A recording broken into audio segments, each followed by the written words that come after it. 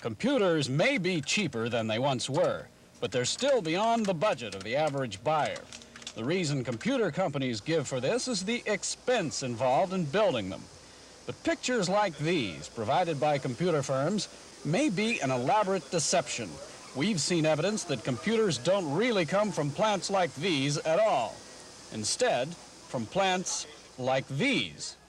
Every living plant needs water, and computers are no exception. That's right, computer plants in a computer garden. This man claims he's been growing them since 1969. His name is Charles, but he likes to be called Chip.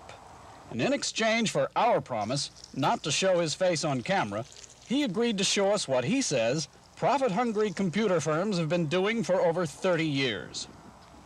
Watch this demonstration and notice the sand. Sand, remember, is almost pure silicon, the raw material of semiconductors. Then you fill the glass with water, not much to it at all. Fill it up to about there. And then take an ordinary little seed chip, little silicon chip, tie it on. And you just hang it down there in the water like that. We were not at all prepared for the dramatic change we saw within just a few days. Okay, now see, you ought to have a real nice little root system here. Yeah. It's developing nicely, and we've got a good little bit of leaf system, and it's ready to plant. And this, says Chip, is how all computers are born, regardless of what you may be told by so-called manufacturers. An aerial view of a Silicon Valley industrial park seems to confirm the claim. In between the buildings, which Chip says are used only for warehousing the harvested crops, are dozens of gardens and greenhouses where computer plants could be secretly cultivated. Chip claims his own garden north of Silicon Valley is virtually identical to those operated by Apple or IBM. Here's some in here. Now these are developing. You got the fruit developing here. This one here has real nice definition. This is beginning to develop some real complicated circuitry here. We're really getting somewhere with this one. This is probably about 4 weeks away from maturity. They just go awfully fast from this point on. Everything that is needed to make a computer is in the soil, and the plant does the rest.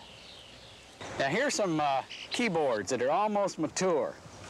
You can sort of tell, no, they're still just a little bit stiff, and it won't be long before the video tubes come along. Here's a video tube that'll be in about another 5 or 10 days before it matures. Chip has a lot of experience with computer gardening. As an employee of a Silicon Valley firm, he did it professionally for 15 years. I just got tired of it. It was dishonest, I felt, and I just couldn't go on. I feel that I want to dedicate my life now to teaching other people how to grow their own computers. To help teach others, he's written a book that explains computer gardening in the simplest terms.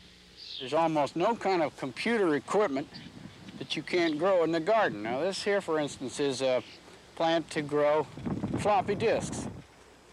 There's about, I don't know, half a dozen of them on here. They're doing real well. Now if you want a 5 1/4 disc, you can harvest it now. But if you want an 8-inch disc, you need to wait till August. Chip says different plants have been developed that will grow printers, disk drives, mainframes, almost anything electronic. We're still developing some of the plants, getting some of the bugs out of some of them, so to speak.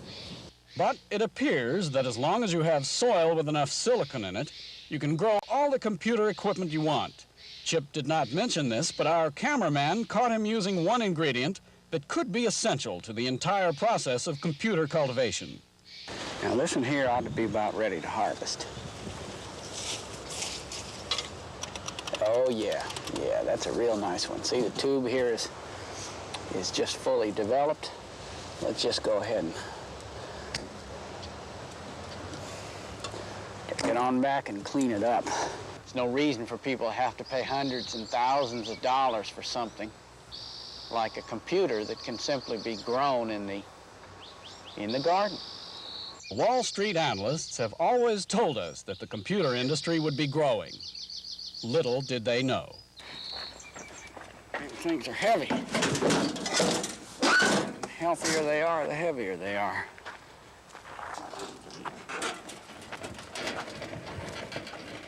From Chip's Hidden Garden, I'm Bob Roush.